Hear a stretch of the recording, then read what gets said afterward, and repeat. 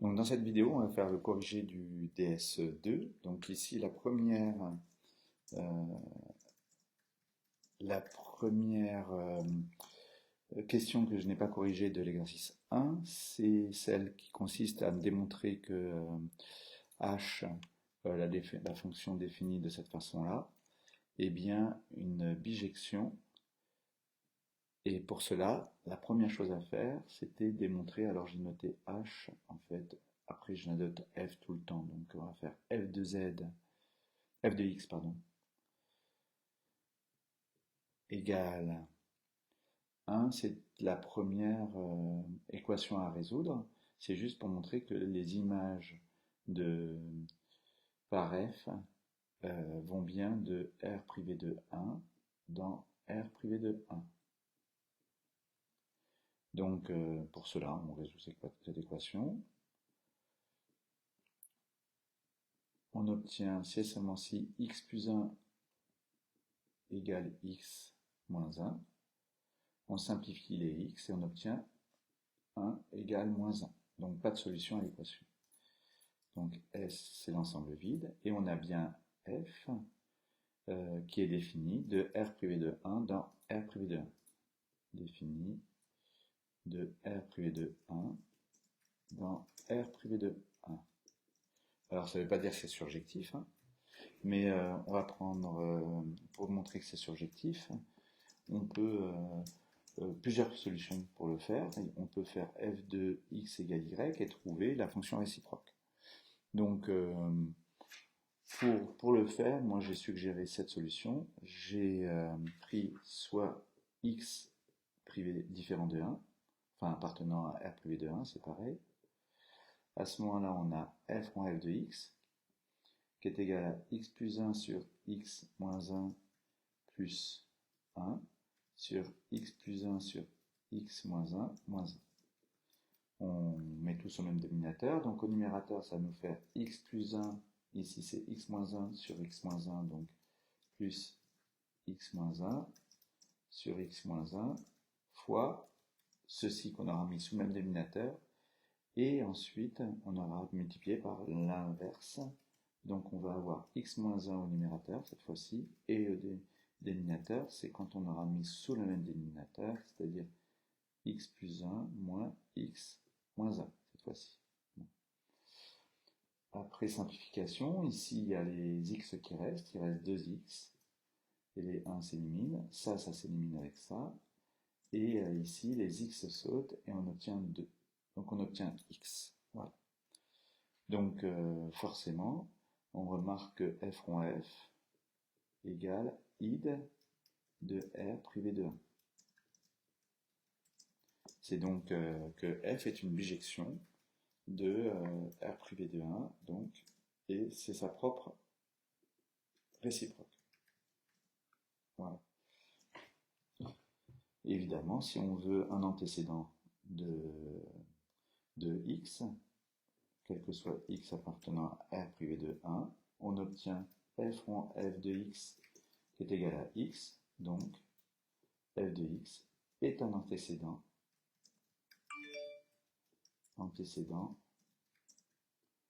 de x. Donc chaque élément de l'ensemble d'arrivée admet un antécédent. Et puis aussi, si je prends deux éléments xx' différents, si j'ai f de x, alors pas forcément différents, mais si j'ai f de x égale f de x', égalité des images, ça implique que f rond f de x égale f rond f de x'. Or f rond f c'est x, donc x égale x'. Donc vous voyez, ça marche quelle que soit la fonction, à partir du moment où on a f rond f qui est égal à identité, forcément, ça veut dire qu'elle sera bijective. Ensuite, puisqu'elle sera surjective et injective. Et en plus, on a directement ceci. Voilà. Alors, pour la question 6, celle que Johan a corrigée au tableau, nous avons question 6 à déterminer cette somme. Alors, il y a plusieurs méthodes, celle que a fait Johan ou celle que vous avez dans votre corrigé. Pour changer, je vais en faire une autre. On a cos de ceci carré à calculer. C'est ce que vous avez là au-dessus, hein, sous les yeux. Ici, vous voyez, enfin un peu au-dessus. Voilà. Donc, on peut utiliser cette méthode-là. C'est la somme de k égale 1. Oh, ben, je vais quand même utiliser... oui, je vais faire plutôt comme ça. Ça, c'est la partie réelle de... non, c'est...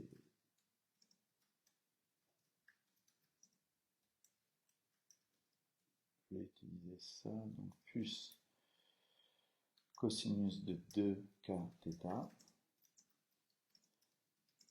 sur 2. Voilà, c'est la formule qui permet d'avoir cos A. Cos A, c'est celle que vous avez juste là. Voilà, donc je ne vais pas la réécrire. Ensuite, ici, je développe. Donc c'est la somme de 1 demi plus somme 1 demi de somme de k égale 1 jusqu'à n des cosinus de 2k θ. Voilà. Ceci, c'est des 1 demi plus 1 demi plus 1 demi n fois, donc ça fait n sur 2 plus 1 demi de... et cette somme-là, on va écrire que cosinus de ceci, c'est la partie réelle de l'exponentielle de 2ki θ. Voilà. La partie réelle, quand on a une somme de parties réelles, ça revient à faire la partie réelle de la somme. Et là, on a exponentielle de ki θ, qui peut s'écrire aussi exponentielle de 2ki θ est égale à exponentielle de 2i θ puissance k. Là, on a une formule qui est celle-ci, que la somme des q, c'est q quand on commence à 1 jusqu'à n, des q facteur de 1 moins q puissance n sur 1 moins q, qui est donné dans l'énoncé. Donc on obtient partie réelle de 1 moins 2 i n θ sur 1 moins e i θ, e 2 i θ. Q, ce sera ça. Pour trouver la partie réelle, je vais faire une factorisation par l'angle moitié, c'est-à-dire ici, je factorise par i n θ, et au dénominateur, je factorise par, j'ai oublié aussi le q qui est ici, voilà. Donc je factorise par ei θ au dénominateur, j'ai toujours celui-ci, voilà. Et donc en haut, après avoir factorisé par ça, j'obtiens moins i n θ. Si je fais ça fois ça, je retombe sur 1. Et ici, j'en ai pris la moitié, il me reste i n θ. Et en bas, il me reste moins i θ et moins ei θ. Voilà. Ensuite, toujours le n sur 2, 1 demi, 2 parties réelles, 2. Tout ça, ça se simplifie. Là, j'en perds 1 avec cela. Il me reste 1 et n ici. Ça fait n plus 1, θ. Ici, ça sur ça, c'est comme si j'avais ceci. Je prends l'opposé en haut et en bas. Ça divisé par 2i. Et ça divisé par 2i. Ça revient au même.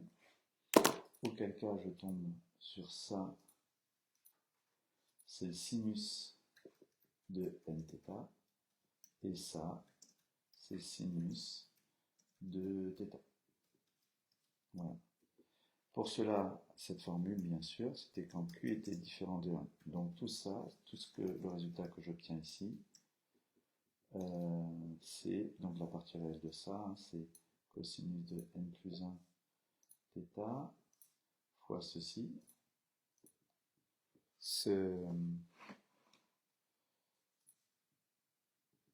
Voilà. C'est valable que lorsque Q est différent de 0, c'est-à-dire exponentielle de 2i θ différent de 1, pardon, et différent de 1. Alors ça, ce serait égal à 1 si θ est égal à 0 modulo pi. Voilà. Donc dans ce cas-là, on a 0 modulo pi, ça vous fait cosinus de kθ. C'est comme si on avait cosinus de k fois L pi, ce qui est égal systématiquement à plus ou moins 1. Comme on le met au carré, ça fera toujours plus 1. Donc ça fait somme de k égale 1 jusqu'à n de 1. Donc cette expression est égale à n. Voilà. Donc dans le cas où vous avez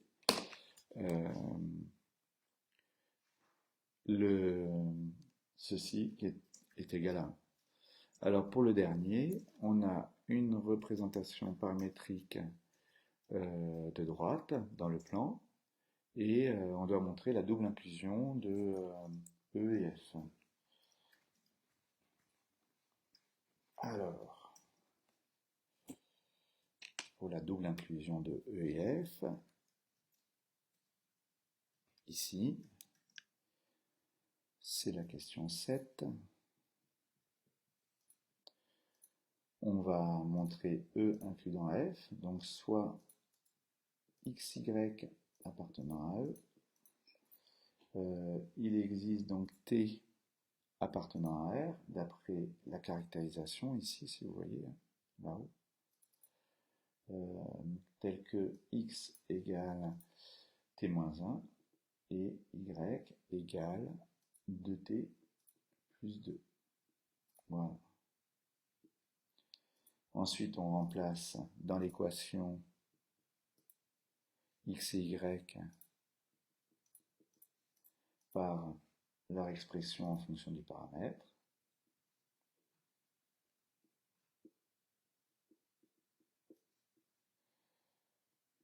Voilà. Et on obtient les t qui sautent, moins 4 plus 4, donc 0.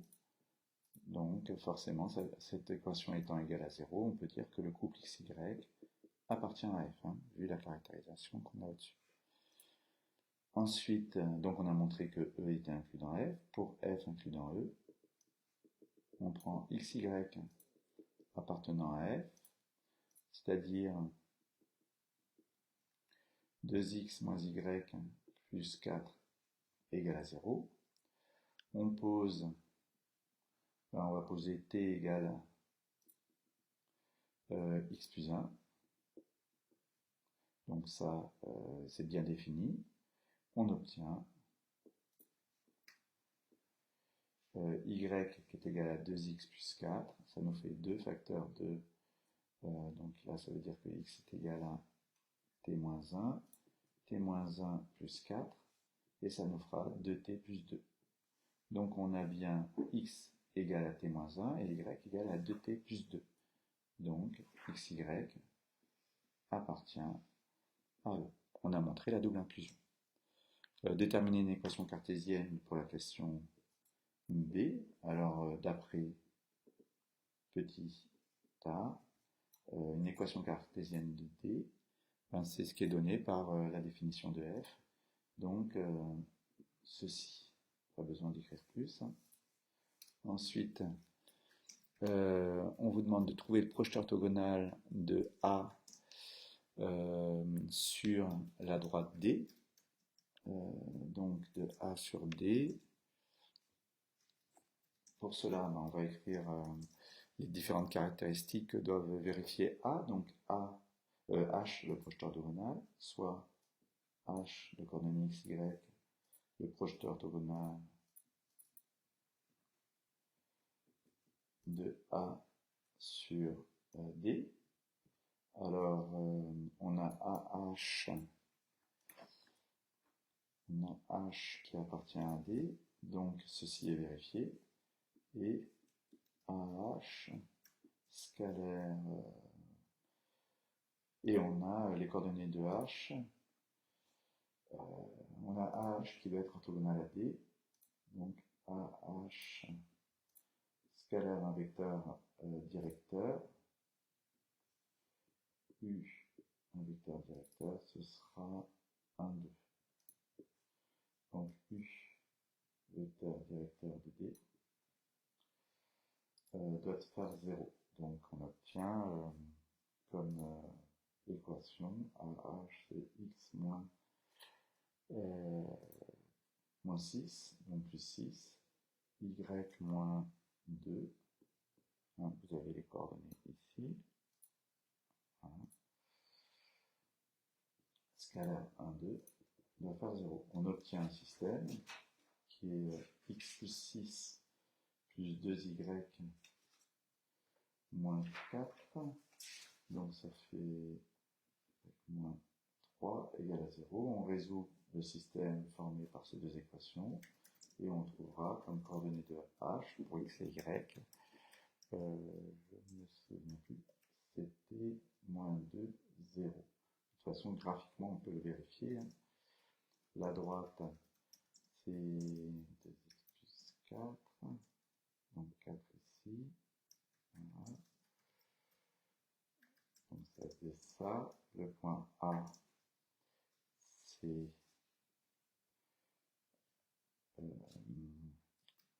moins 6, 2. Voilà. Et on a bien le point H qui est ici en moins 2, 0. En 2, 0. Voilà.